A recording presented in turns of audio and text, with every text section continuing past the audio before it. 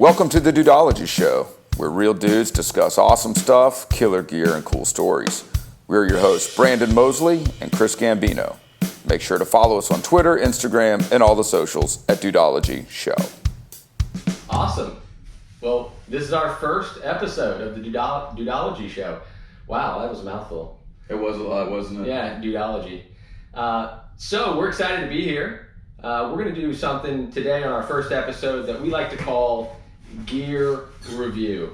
So, Brandon, what have you got for us today? What have you brought that is something cool and that you think it's something every man should maybe have from a gear perspective? Awesome. Yeah, we were. I was looking around the garage, and when you and I started talking about all the cool stuff we have, and we're sharing that with one another, I was like, man, what are the things that I really wanted to bring in, and that I think that every guy should own, or even better, maybe at least somebody that owns one. Yeah. And you can borrow it from them. And one of the items I couldn't even bring in, because when I cooked I cooked some barbecue this weekend on the Big Green Egg, man. And I can tell you what, if you've never cooked or eaten off the Big Green Egg, it's amazing. It's amazing. For all you listeners out there, it was phenomenal. Memorial Day barbecue. We're going to be going to Brandon's house every year. He's got it on lockdown. Pulled pork, enough for the whole family. It was amazing. Yeah, no, it was cool. So I got turned on to these things probably like 2010. A buddy of mine who was all in. He was like a hardcore barbecue guy. He went to Ole Miss, and it was kind of that like Memphis area, which are really dialed into barbecue. And he was a traditional. He'd use like the black barrel, the iron smoker, and he was an anti green egg. He said it was like not the way to go. And then his family got him one for Christmas, and he was all in for the green egg. And the meat that was coming off that thing was so good. And we're carnivores in my family. So us too. Yeah, we're gonna eat some meat. I was a gas grill, probably like most guys are. Most dudes are forever. Throw some steak, some chicken. And one year, my family and my wife went to every single person that was going to even remotely think about buying me a gift for either Christmas or my birthday, and she got them all to pool the resources, and that's what she got me. And at the time, we were living up north, and it was cold, and the winters sucked, and it was terrible. And man, it was awesome because it just gave me something to do. That's awesome. Guys, if you didn't catch that, if you're not married, get yourself a wife that gets you a nice gift for that. Yeah, get your family to get you a Big Green Egg. Yeah, totally. I mean, if for nothing else. Yeah, Big Green Egg, not a sponsor, but we're hoping they will be one day. Yeah, we have some sponsorships still available, so they are selling out pretty quickly. So hopefully the Big Green Egg guys will jump on this. I mean, I think you did a fantastic job of selling us on the Big Green Egg. I mean, let's talk about their competition. What about Traeger? I mean, they're out there. I mean, I don't see us getting a sponsorship from them, but I mean, did you take a look at one of those as well? Listen, my buddy's got a Traeger. Stuff comes off it is delicious. But once I went to Green Egg, I was sold. But I'm willing to do this. If Traeger's willing to send us a grill, then we'll definitely. I think we'll 100%. Put it over at your house here. We'll definitely do it, and it won't be a problem.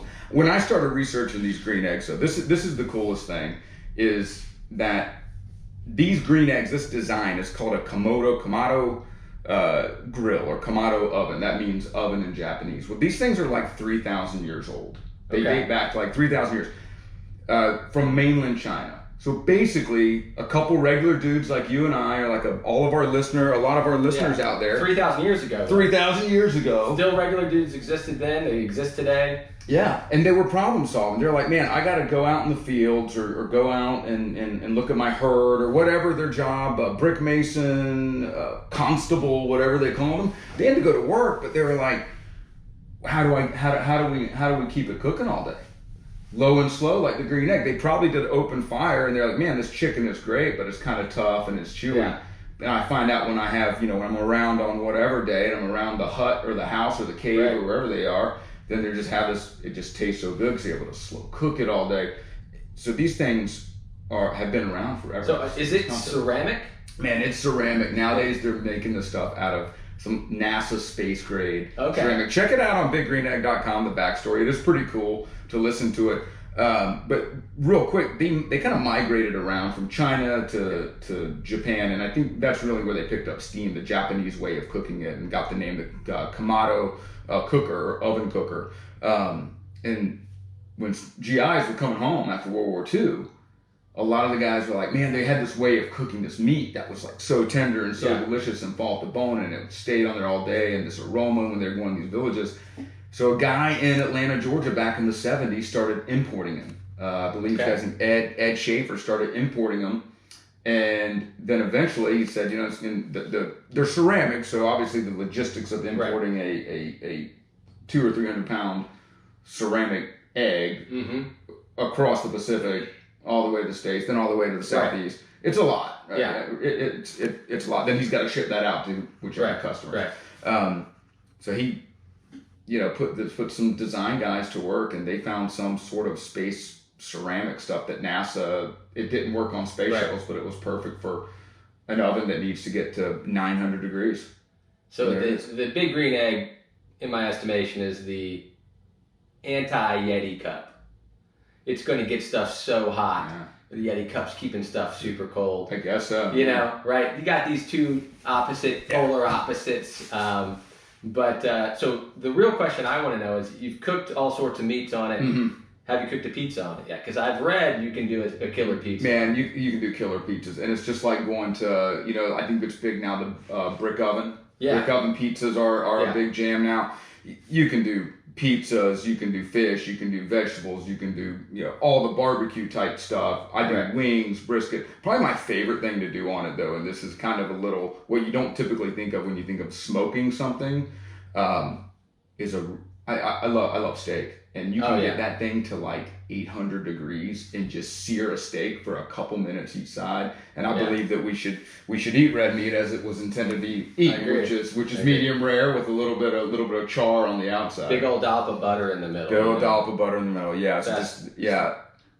That's awesome, man. I cook steaks at least once or twice a week. I'm still on the old propane grill. But you got me sold. So we're gonna convert you, man. Yeah. We're gonna convert you. I need that outdoor kitchen built first, you know, so I can get it all in there nice and have it how exactly I want it, you know. I think we should cover that. We should cover that on one of our shows. That's definitely some awesome stuff. Having someone maybe come over and teach us how to build an outdoor kitchen. I think a lot of folks would a lot of craftsmen out there that put those together here where we live in North Florida. So, man, that's fantastic. My mouth's watering already. I'm thinking about those pulled pork sandwiches we had on Monday on Memorial Day, and thank you to all the veterans who served and gave their lives for this country. We're grateful.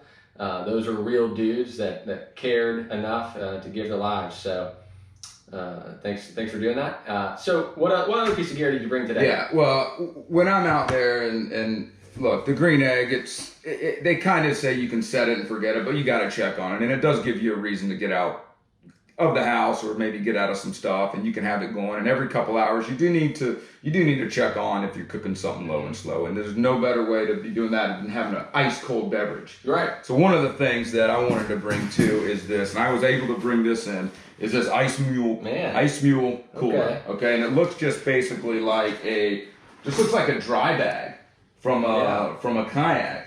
And this thing was the brainchild. The founder of this company was on a hike in Virginia, and they were going to be gone for several hours, and he didn't really have the ability to. It wasn't a backpack cooler. Right. I mean, I don't know how you were growing up. Coolers were what? They were Igloo, red, or you go to the grocery store and you buy the styrofoam one that ends up busting at the end of the day anyway. And you buy that going into saying, I know I'm going to spend $3 on this, and I'm never going to get the $3, and I'm never going to use it again. No.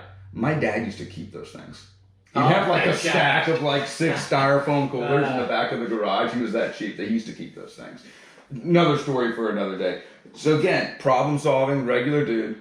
The guy, he said he takes a dry kayak bag. Or you can see it's still got the way the kayak bags roll up. Stuffs a couple garbage bags inside. Throws some ice, some sandwiches, some cold drinks, goes on his hike, gets halfway through, and everything in there is still keeping it cold. So he brings this design. Now this is probably, that was the first generation, this prototype. This is pretty advanced since then. But the cool thing about this, you can fit, this is the medium size. Yeah. You can, now they say you can fit, 2 bottles of wine in a 6-pack or however many sodas or whatever in there. I think that's a suggestion. I can stuff a hell of a lot of crap in here. It's a good size. This is a good size. It is, and just the less ice. But then when you put everything in there, you roll this bad boy up like this. All right, and check this out. it's got this release valve so you can get all the air out of it and then tighten it back up. And you just clip it around like that, and you just throw it on your back and you're ready to go. This is awesome if you're great going to it's a great everyday cooler. Yeah. But beach, you can see how small you can get this thing down. Beach, kayak, paddleboard, really for tailgating, really for anything. And the great thing about these guys, Ice Mule, they're right here in St. Augustine, Florida, so they're local. Yeah. We like supporting locals, supporting the guys that really, this guy saw a problem. Yeah. All right, just like the guy that invented the green egg saw the problem, needed something to cook low and slow. This guy saw the problem, needed something that was portable, but that was worked and was good quality. And he came up with a solution. And kudos to him for being able to monetize it and make it. I tell you what, I got a couple thoughts here. First and foremost, he saw a problem. He also saw a market, which we're not going to get into too much today, but once again, I'm going to mention the word Yeti coolers. Those things are freaking expensive, right? But they're nice and they do a good job. Also not a sponsor. Maybe you want to send us a Yeti cooler. We'll test it out against one of these. But yeah, I mean, there's a market for these coolers nowadays, and people are getting out. They like going outdoors. They like going to the beach. You know, real dudes like to get their kids out there and their boys and teach them about the outdoors and hiking and getting out there on paddle boards, as Brandon said. I love it. I love the idea. I used to go kayaking as a kid up in the mountains, North Carolina, and it's a great time. I could have used something like this. So what does something like this cost? Look, this was $50. $50. This was $50, and you know this about me. I don't, George Washington screams when I open my wallet, so I'm not gonna not one to spend frivolously, I guess. I know I'm probably not technically a real dude unless I got a Yeti cooler, but I don't have a Yeti cooler because I've got cash in my pocket still. Yeah, and I think they can coexist though. Yeah, I think if you look what the Yeti's designed for, look, if you're going out fishing and you're going on a boat, you need that. And you need ice to stay ice for a long time, 12, 18, 24, 48 hours, go for it. But if you gotta be mobile and you're concerned with being lightweight and be ready to go and still have your ice cold drinks, you can't go wrong with Ice Mule. We're gonna call this the go bag of coolers.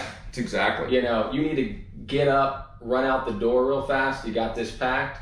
Yeah. You need to get out of a hot zone, let's say the beach, and you got about a mile hike maybe back to your car. You're gonna want. You get the call, and your best friend that you haven't seen in forever, or all your buddies say, "Dude, beach party now," but you got to be there in 30 minutes. This is what you're grabbing. Hey, and another thing too. Look, I haven't used it for this yet, but I think you could use it as a dry bag too. Absolutely. If you're going out on a kayak trip and you throw all your dry, maybe a dry set of clothes or paddleboard, whatever you need for a dry bag. Maybe you're going on a boat, you're going on a fishing boat, and you just need something to keep things dry. I think this is a good bet. Don't forget the name. It's an Ice Mule cooler, and they're based out of St. Augustine.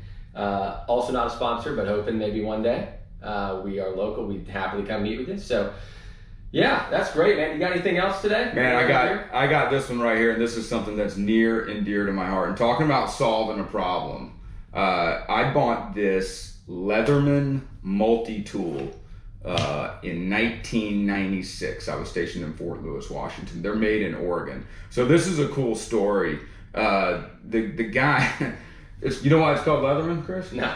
The dude's last name is Leatherman. There you Tim go. Leatherman. Now, how badass is that, right? So he goes, he graduates college from Oregon State, and he goes on like a backpacking trip with his, I'm not sure if it was his wife yet, but the lady who would eventually become his wife. And they're going on a budget, and they're staying in these hotels that are kind of hostel type hotels. And there's leaky faucets, and their Fiat that they rented is breaking down, and he never had the tool. All these tools that he was able to get with like a screwdriver here or a knife here, and he's like, all we need is this with a set of pliers attached.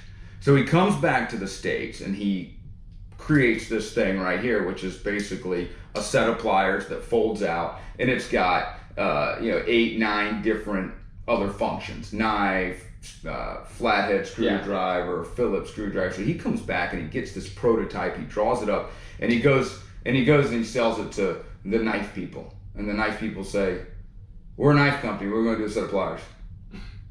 So Tim Leatherman says, all right, I got you. So he goes to the tool people and Craftsman and all the big tool people say, well, we're in the tool business, we're not in the knife business. So he says, okay. So his buddy from college joins him. And they say, you know what? We're just going to do it on our own. Yeah. And so they finally come down with the whatever model. It's similar. It's very similar to this one. And they take an order from Cabela's for 400 units. Love Cabela's. Yeah, right. Awesome. Exactly. And they I can walk around you can there get anything in there all day. You can get anything. So they take an order for 400 units, and after that, their first year, they say, okay, I think we can do do like 4,000 or 5,000 units or something in the year. They do 30,000 units in the year. The rest is history, man. They've been making knives, and I want to say that was like a 1983. That's awesome. And you know what?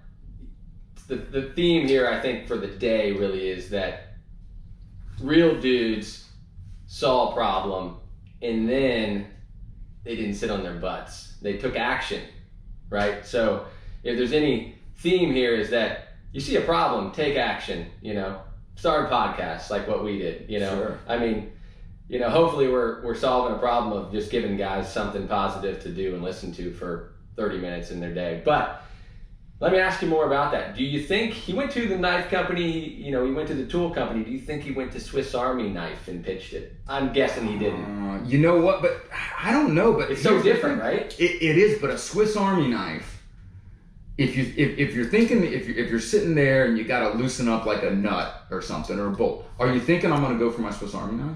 No, because what's it missing? It doesn't have the wrench. Doesn't have the pliers, right? Sorry, yeah. And the same thing like Tim Leatherman's dealing with. They got the little tiny screwdriver in there. The thing that Tim Leatherman is dealing with in Europe, he's like, man, it's a leaky faucet. Yeah. And I got a screwdriver and whatever. He's built the ultimate multi-tool. It is the ultimate multi-tool. It's pliers with a knife. It's not a knife with some baby pliers. No.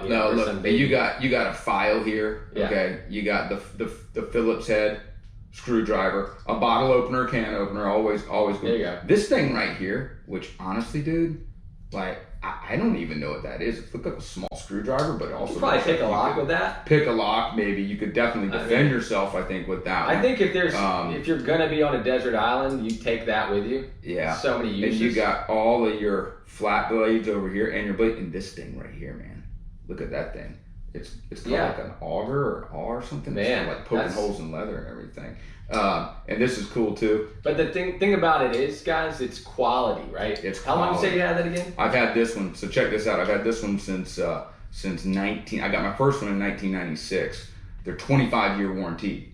Oh wow! And I put a hurting on mine. Yeah. We used them a lot. It's even got the measuring tape. Yeah. On the top. I don't know if you can see that. So right here measures out to I think it's like 8 inches or something measured there. It's got the centimeters on. Yeah, it's got so you can measure really. If this right here, I would gamble. I would bet, and I would say 75% of the things you need to fix in your house, you're gonna be able to use this fix with. Yeah. Because how many times you're like, oh, all I need is a quick screwdriver or to cut something real quick out on the.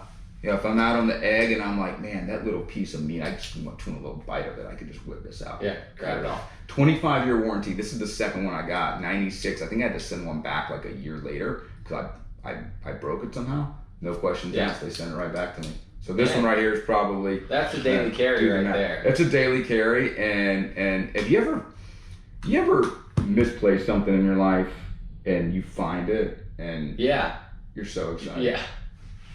I was moving and I thought this thing was gone and I was bummed, man. And I went into my camping pack and it was in like an outside pouch and I totally forgot that it was there. Love that feeling. I was totally stoked. It's like when you lose that nice pair of sunglasses too, because you always lose the nice pair. Yeah. You never lose the cheapo pair that you get, and you never end up finding the nice pair though. But you could always lose the cheapo pair and then find it again. It's always there somewhere. It's always there. It's like the bad penny. You spend $100 on sunglasses and then they're gone. Sure. But the Leatherman, so great multi-tool. Great. Every dude should have one. Every dude should have one. And they're honestly, again, I think the version of this, I don't know what they're at now.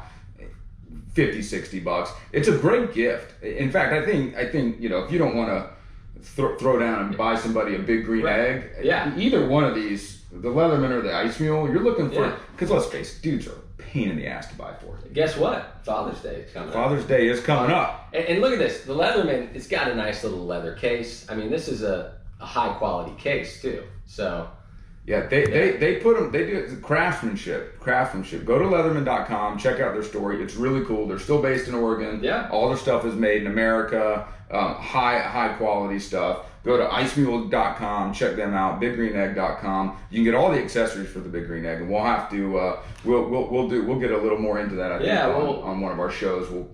I'll bring you something to eat. That'd be awesome. Because you already cooked for me once. Sure. I was sold on it. So, after this, we'll maybe do a little post with some of the social media links and shout outs to some of these brands. Hopefully they'll follow us back. Maybe give us a sponsor or send us something to test out, maybe a new concept or something they've been developing they want us to bring on the show. So yeah, those sponsorships are filling up. Well, and just to wrap up the show today, I want to just reiterate that these are real dudes that came up in the real world. They saw a problem and they took action and they did something about it, right? So today's episode 1, we took action and started this podcast, and we enjoyed every minute of it. It's been a lot of fun. So follow us out there on all the socials, at Dudeology Show on Facebook, Instagram. We'll be up on YouTube soon. You can follow us on Twitter, and we'll try to get some good content out there for you guys.